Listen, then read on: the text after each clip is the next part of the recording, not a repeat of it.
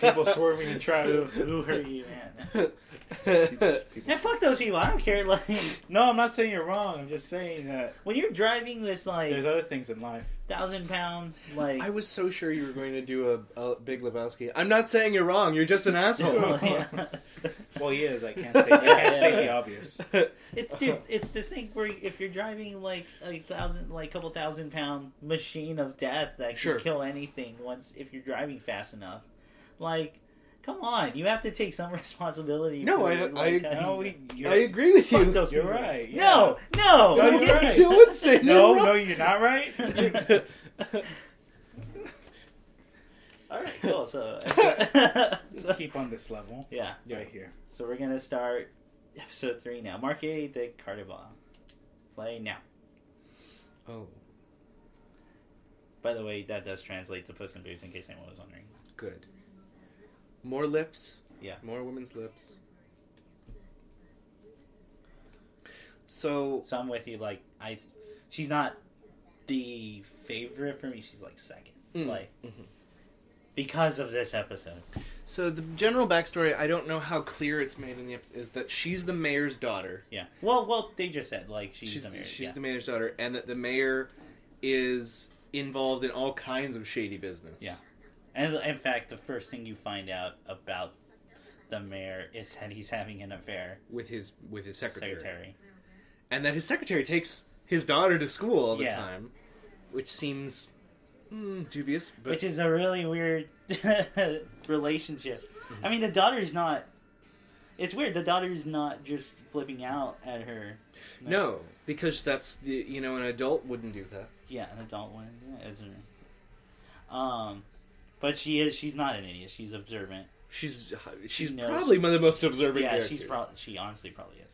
She's probably the smartest. I love this in here, but she's how fucking messy it is. It's garbage. Which, by the way, it only gets messy when Haruko shows up. Mm-hmm. Yep. Because she's like this tornado that like changes everything. And it's like, it is one of those tropes where girl from outside the city visits and changes everything. Mm-hmm. But boy, isn't one of the most unique takes on that. So yeah, indeed. The magazine. This is where you find out he's doing the magazines. Yep. So, that's his. that's that. Yeah. God, that hurts, man. Doing a podcast on a YouTube channel with no viewers. Like, we can say anything. It's great. That's why I sympathize with Kmon so much, man. I get it. I don't know. I think empathize. Sorry. I think it's very funny that they continue a trend of Naoto picks the ugliest hats they can find to cover his things. Cover his Well, this time ears. Yeah, this time it's ears. And they really make you wait for it, you know? Yeah. They... Oh, this one they really do. Mm-hmm. In fact, it's followed by a very important line. That when it's revealed his ears. Mm-hmm. And this is the continuing the line of Naoto doesn't like blank food. But he keeps trying blank food. He keeps trying to be more mature and try new things. This shirt, I think it's mentioned that, like, her dad's in with them, with the, like, this is a reference to that? I don't know if it's mentioned in the anime. Oh, okay. In fact, I don't think it is. I know it's mentioned in the short stories. Oh, okay. Well, then I won't talk about that. Yeah. But it is very, but we'll admit, in the context of the show, it is very weird why. It is very weird that she keeps wearing USSR shirts. Yeah. Oh, the cat-loving teacher. Because I didn't know they made USSR turtleneck sweaters and like just have them in child sizes. So. I mean, it's weird that he reads his dad's zine after shitting on it so much. Yeah, that he's clear now. Just clearly not giving any positive feedback. By the way, this is why I love the guy in the glasses. I mean, he's talking about Crystal Pepsi. Oh my god, that Crystal Pepsi! Did you try when it came back? I did have a little bit of Crystal Pepsi. Yeah, I had. We each had one. I forgot how sweet it is. Like it's so really sugary. Yeah. See, that's the teacher. This is your introduction to the teacher. I hate Crystal Pepsi. Well, you just hate fun, man. Like the taste of the 80s. No, shut up. You're wrong. I mean, and also that his dad is like all the an underground investigative reporter. His dad supposed to be blowing the lid off. Yeah. This is what they don't want you to know, guys. That the only characters that matter are the ones in Naoto's life because his dad is writing about Nina. Well, I mean, I guess he's writing about a lot of stuff, and one of the things is Nina Mori's father. Yeah. Oh, it's photography. Which is how you find out about his underdealings or whatever. Yes, his secret backdoor meetings with. Yeah. And this is I think this is your first hint at Mamimi becoming a photographer. Oh yeah. Yeah. And that she has used art as a way of getting acceptance. That's the one positive reinforcement she's had. Donkey's ears, a line from the thing. The king's ears are really donkey's ears. And then you see the cat ears. And this reaction. Yeah. So that can be taken a lot of ways. That's a lot. Yeah. First of all, it's kind of like, oh, she saw him with a boner, or like something like that. Sure. Or but really with the donkey's ears, it's like, so is he the king of this story? Yeah. He's really just hiding the fact that he's an idiot too, or like he's just like everyone. Yeah. And Naota is hiding, like he's hiding a lot. Yeah. Kind of obvious stuff. So. Oh, and we missed it. It's a very important thing for Mamimi's character, and that one of the only happy memories she has is her parents watching her in the play together. Yeah, doing art. Yeah. Which shows just how really bad shit is like at home. So. Yeah. If that was the last good memory she has. I don't know if this would have been at the same time, but that little shop clerk who with her little dog looked a lot like a character from Full Metal Alchemist. Would that timeline have worked out? Because I feel like the anime came out later than Fully. Okay. I have to double check. I mean, I don't know about the manga, but yeah, because it reminded me a little bit of. It looks like her. Goodness. Okay, yeah, this is where you find out. No, Kanchi's just as vain as like him. Just as vain. Yeah. It smells. It smells. And it's the box. It's like a wig. Yeah. And so it's a wig or a hat, like. And she has to keep so vain. He's so vain, like. And he feels like he lost a part of himself. Like, and in a way, he did. It's too real, man. and this... I love that she's sneaking out with like a scuba, like what looks like a scuba suit. And she, yeah. Oh, nice. That's straight up. Nouveau Riche Princess comes back. Oh, and those the real faces. Those are the directors at the time. Just cut in. Yeah, I like that.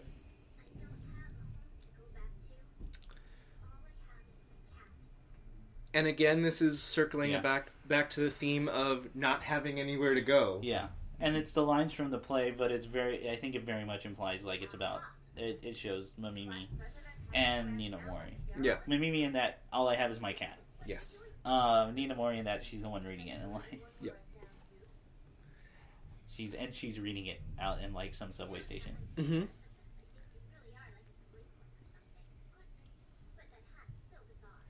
And everyone gravitates towards Naoto when their shit's like Naoto is the shit soaking sponge of this world. And you know what? It might be because he's Crystal Pepsi, but it might be because Fuck you.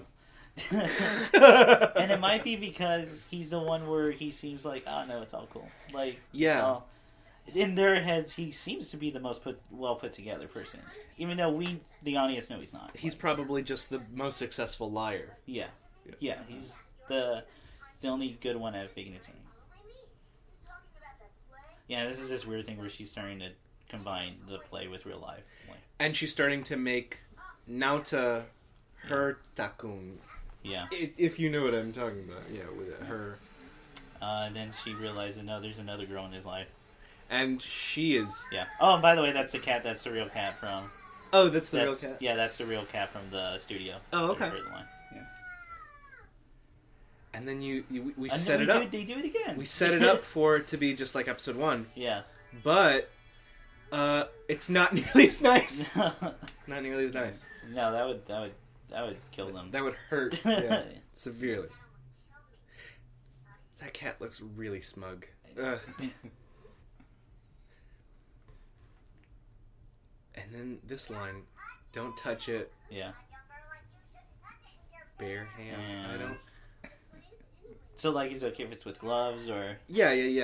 In a medical they situation. Put on the fucking latex gloves before doing that. Meow. And then she gets really... Sick. After touching it with... touching it with her bare hands. Yeah, it's a negative reaction towards this kind of, like, sexual contact, or...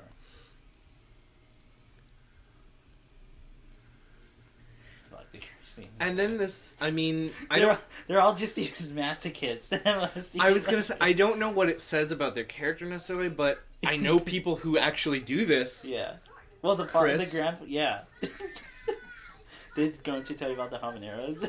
Oh no, I was there when you ate so many hot wings. The hot wing challenge? Yeah, that one thing wasn't that hot. It was more just like... That's a good question. It's a perfectly valid question. I like the ghost scream. I love how comment just kind of sweeps it under the rug, like, it's nothing. Yeah. It's a TV walk, man.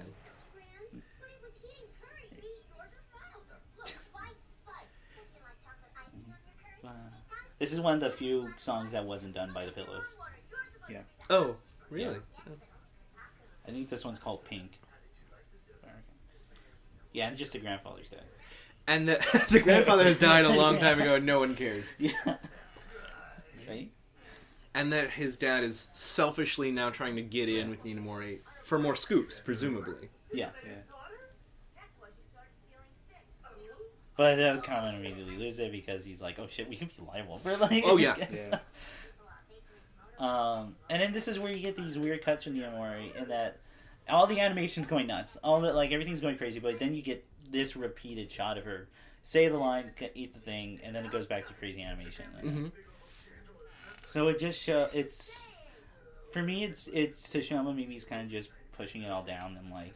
Oh yeah, she's not dealing with any of it. Yeah, it's it's just it just happens. It's no big deal. Yeah. This happens, and she thinks that, and that's what she thinks maturity is not. I mean, she has perfectly valid reasons to be upset. Yeah, she should be upset, but she thinks that making a scene would be the wrong thing to do. Yeah, and as you can see, her suppressing it makes her sick. Makes her sick.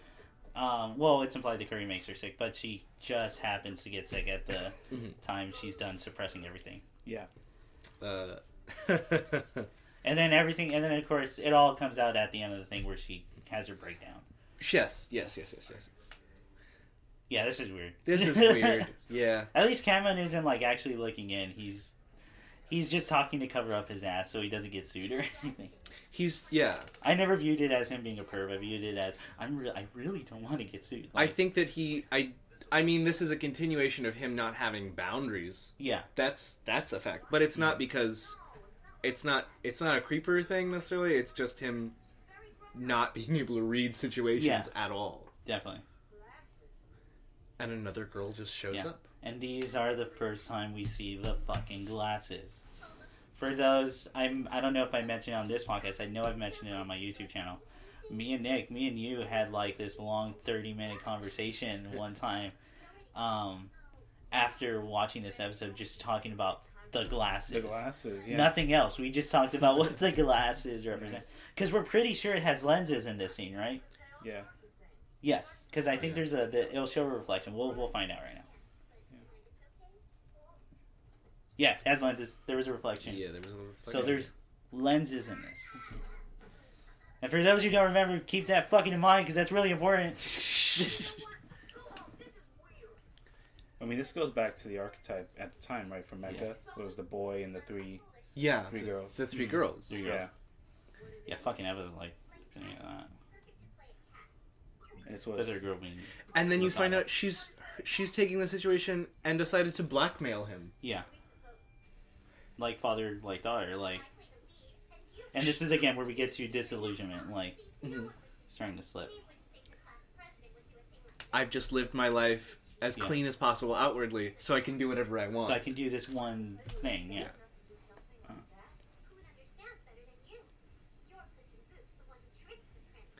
It's her slipping from reality and like. And then you see again how Nina Mori has applied Puss in Boots to her complete understanding of life, which is, I'm going to lie until all my lies just kind of work out and become real.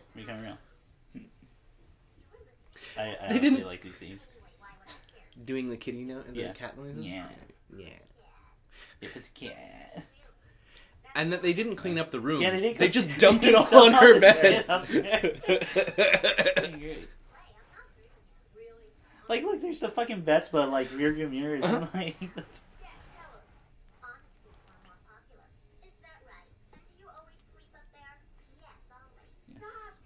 and this is where Mami's confronted with, I guess, a sort of rival to Naota.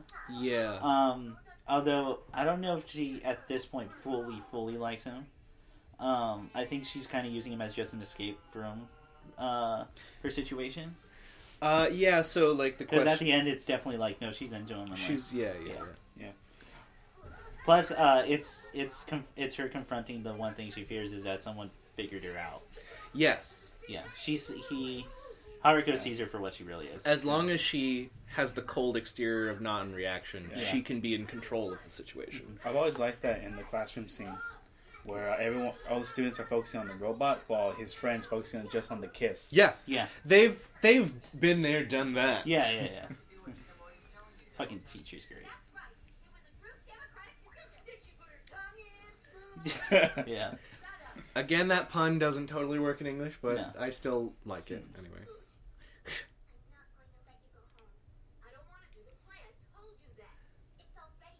And now she's going to do the one thing that she's tried so hard to stop. Mouse in the bag. Yeah. Just like with Mimi. See, and this is her first time I think she admits, no, we're kids, we're not adults. Like, and then she has nothing to come back with, so your hat's dumb. Well, as any kid argument. Yes. It boils down to. Yeah. Oh, and then... Yeah. Again, it's her being figured out. It's her being figured out. Or exposed. Yeah. And... That's why I always thought the father did, because if we are going along the theory of, like father, like daughter, I think her father, like, may have swayed some votes somehow. Oh, I think he bought votes. Yeah. That was the implication, And maybe the USSR has something to do with it. But maybe that's why she has so many goddamn USSR and gymnast shorts all the time. Yeah. No, those are boy shorts. Every female in Japan has those. Oh, is that? Yeah. Oh, okay. That's like a gym uniform thing. Oh, I thought that was like a... No. We're really good at gymnastics in the USSR. No, it's... Okay. Sorry. Oh. So there's even less to hook on for. There's more to hook on Crystal Pepsi than that. Than USSR. Yeah, this is where I was mentioning she has her breakdowns. Everything is thrown out there. She exposed her real feelings, but and all burst out because she was suppressing them. But also, this is the only time that one of the robots, the medical mechanicas, it never separates. It's a part of her. Yeah. It's attached to her. And this is music from the actual play. Oh, from the Marcos de Caballos? Yeah. Oh, okay. Yeah. Isn't this where This is I think one of the fight scenes with Puss in Boots and like someone else. It's after they admit Puss in Boots was a cat all along. Yeah. Oh, okay. Yeah. Okay. I mean, this is just a really fun shoot. Yeah. And also they established that the Vespa is like magic or alive in some way. Yeah, it's something. It's And what appliance? I just call it alien technologies. Sure. That's what it is. Yeah. So what appliance would this represent? That you were discussing. Oh yeah. What? So I always viewed that they look like scissors. Like the legs look like scissors. I don't know if it's an appliance, but I think they are supposed to be scissors of some kind. Like. But the center part actually is a balloon. Well, it looks like a balloon. I was gonna say it's like one of those food containers. Chicken basers or whatever. Yeah. Yeah, who knows? I don't know. I never heard the appliance theory until like you mentioned it. So I was thinking about this. The fact that it kind of looks like a flower and all that. Yeah. And then he eats the curry. What? Oh, then they crush it. Oh, hang on. Lighter and Kenny McCormick. Kenny from South Park. Yeah, for anyone who didn't know, it's legitimately a South Park They're reference. really into South Park. Yeah, which I thought was really funny. Because we loved it. And it makes sense because all the adults in that show are incredibly immature. Yeah, they're complete idiots, Yeah. They're not even immature, dude. They're just idiots. Fucking morons. Assholes, like, yeah. There's a ghost in here. And, Ectoplasm. Yeah, this is the first time the creature separates from... and she's not immediately knocked out. Mm-hmm. Sure. And of course we have that little Buster song that's so fucking good!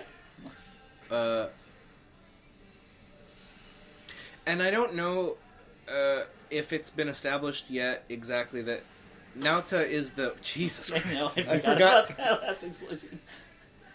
Of course, he's been in her own world this entire timeline. Yeah. If you were wondering, she's just doing this. She does this while he's at school. Yeah. Waiting for him. That he's just the projectile. Yeah. He's not the weapon. No, he's not. He's the... It's just the thing that gets shown. That's... Elementary school has a really nice auditorium. It really does! This is nicer than, like, my college auditorium. Oh, she has the Ray bandages. She has the Ray Ayanami bandages. I think I put those up to just... And... What? Boom! Boom! Okay, so let's talk about the glasses, Nick. Let's talk about the glasses. Crystal Pepsi. So we established they had lenses earlier, right? Yep. So if I remember correctly, our theories were kind of like, at that point, she's hiding her identity. Yeah. If she puts on those glasses, she's put on this full frontal, like, hiding herself. Well, no, I'm sorry. I had it the other way. When she doesn't have her glasses, right, she's hiding herself. It's when she puts them on with the lenses, she kind of shows who she is and becomes vulnerable. It's why that scene with Takun, it's showing that she's disillusioned and kind of says, no, not since I've been the good girl, I can do this kind of like naughty thing. Yeah. Now, because she actually needs glasses. Yes. She's not hiding the fact that she doesn't need them anymore. Mm-hmm. Yeah. Mm-hmm. So she wears the glasses at the end, but they don't have lenses in them. Mm-hmm. And I think that's very important because to me it's her admitting there are certain parts, but I think it's also admitting that the shittier parts too, of her hiding it, she admits those are part of her as well. Okay, yeah, I can see that. Yeah. Or it could also be viewed as, I think you brought up the first time we ever talked about this, was that it's her admitting only certain things and she's slowly getting into... She still hasn't opened up. Yeah, she hasn't opened up. Yeah, it's a step. Which is what any regular human being would do. It's a slow progression. My opening up is not just you don't do it all at once. Yeah. Because then that's too much. That's a full break from reality. I was saying that because she deliberately went out of her way before the play started to show these are fake. These are fake. Yeah, and she points it out. Yeah. Which it's a very big step for her. It's a very big step for a character to admit, yes, I've been hiding stuff, but I'm not fully ready to go through it. Right, exactly. Yeah. Exactly. Yeah. But I also think it's her way of like accepting that, no, I did those things. Mm-hmm. And I have to live with that I did them and like they're part of me. And I mean, again, that goes back to the theme of trying to move on and grow from your mistakes and things like that. Mm-hmm. Just fuck, dude, those glasses are so like important for characters, and they only show up twice in that episode. Well, in two scenes. So. And again, another dialogue where it just talks about baseball, actual baseball players. Yeah, and not at all. Yeah, so like, before we move on to the third episode or fourth episode, any more thoughts? No, because we gave kind of just a boiled down version of what the glasses conversation was. So. Yeah, the glasses conversation and more kind of the play reflecting the story, kind of like what they represent and which scenes from the play they used.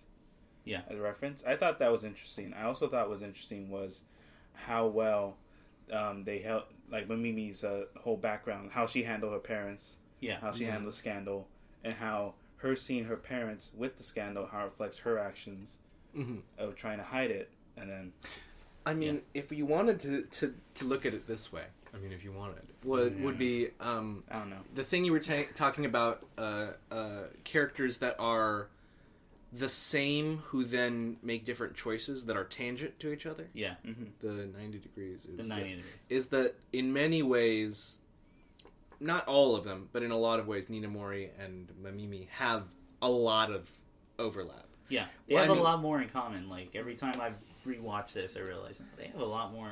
I mean, other than Ninamori comes from a very privileged, high class, like, they are living in a beautiful house and things like that, and so but she it's clearly still comes from money. Broken. It's still a broken home. Yeah. It's still a home that she doesn't want to deal with how problematic it is and how much it hurts her. Yeah. And both of them are constructing identity. Yeah. And I mean, oh man, both are disillusioned in their own ways.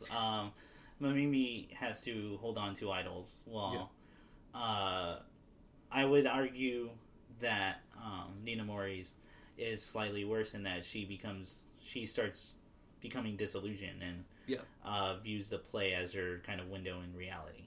Yeah, exactly. Mm-hmm. And then that, I guess that comes back to the idea of deconstructing what is, like, adulthood and identity kind of go together when it's kind of talking about both. Mm-hmm. And then it's talking about the idea that being an adult isn't constructing what you think the right thing is. It is living your own identity and just being who you are. Yeah. And not putting on fake glasses, not lying about what's not going wearing on. the glasses. Exactly. Yeah. And this is why we get to why all the adults come off as these immature, kind of like childlike people. Because they're actual. Yeah, because they're actually adults who have accepted who they are. Yeah, like, it's that weird. It's a sort of twist that they never, like, fully say. It only comes about when you kind of realize this. Yeah. As we get to the final message of what it means to be an adult, is that it's just accepting that part of you, and, like, being an adult is not. I won't fully go into it, but it's basically not acting like one. It's being who you are and finding your own identity. Yeah. So that's why they're all these kind of goofy. If anything, they're more well put together than any of the children are. Yeah. Because they've accepted it. I get who I am. Yeah. I am in K-Mon's. I'm not a great person. No. But you know what? I'm doing the best. You know what? Fuck it. I love Eva. I'm gonna blow this. I'm gonna blow the lid off of this town. I'm gonna change it, and I'm gonna drink some goddamn Crystal Pepsi because. Some Crystal Pepsi, man. You're wrong. If anything, those two kids, too, Naoto's friends, are probably more well put together than them, and that's why the story isn't about them. Because there's no development there. Yeah, because they know who they are. They know who they are. I'm a weird geek that likes stuff, and I'm just kind of a calmer version of that guy. Yeah, exactly. Yeah. So, fuck, dude. Episode 3 might be my favorite overall. Because I feel like there's so much to go into. Yeah, it's a pretty good episode. Plus, I'll always hold the glasses as, like, one of my favorite things to talk about, because it's kind of like the 90 Degrees one, where if anything, any other person would have made this, or any other show would have made the symbol being she's wearing the glasses again. Yeah, and they have lenses, but it's the fact that they don't put the lenses in the glasses and they point out that it's fake. That creates a more complex message and, like, adds all these layers just by doing that one fucking thing. Like, fucking love this episode, dude. All right, any other words? Any other thoughts? I will say that I think every time I view it, the older I get, and because this episode hits more home, like, every time the older I get. Yeah, the older you get, you start noticing, like, you kind of understand more about why the characters are written or presented the way they were. And it's kind of this funny thing where I watched it the 8th time. And it took me 8 times. Dude, it's okay. No, it's okay. I'll never mention how many times I watch this. I'm somewhere in, like, the 30s now. So I'm sorry. I'm not, man. I guess I just love Fully Cooley more than you. Yeah, probably. No. I was going to say, because when you get at the age that I started noticing was at a point where I start reflecting on myself and this whole thing of trying hard. You have to try hard to impress others. Not really for a particular reason, other than you want someone to like you. Yeah, you want recognition, approval. You want to be seen a certain way. Yeah. So it doesn't really matter from who. It just matters that someone sees who you are. Mm-hmm. Yeah, whether it's like one person in an audience, like. It's a very dangerous slope because then you become like this you start turning into like self-obsession. You become a constructed person. Yeah. So then when I got to the age when I dropped it and saw this again, the third episode, I started reflecting of, okay, yeah, that makes more sense why Mimori did this and why she took the glasses off. Yeah. And why she's actually one of the more broken like characters. Yeah. Even though she's supposed to come off as the most put together. Mm-hmm. Yep. But yeah. Sick. This episode's fucking dope. It's pretty crazy. to say the least. But anyway,